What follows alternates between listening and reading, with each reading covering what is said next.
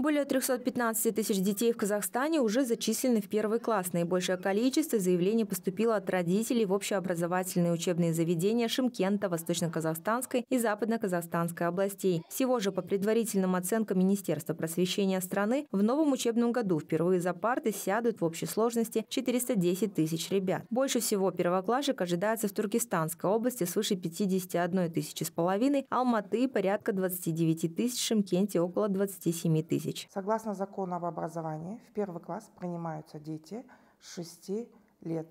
Для приема в первый класс родителям необходимо к заявлению прикрепить медицинские справки и 2 фотографии размером 3×4. Напомним, прием заявлений для зачисления стартовал в республике 1 апреля, а завершится он 1 августа. Документы принимаются с понедельника по пятницу за исключением выходных и праздничных дней. Образовательная государственная услуга доступна на веб-портале электронного правительства и информационных систем местных исполнительных органов. Отметив, в новом учебном году первоклашки смогут пойти в 100 новых организаций образования, построенных в стране.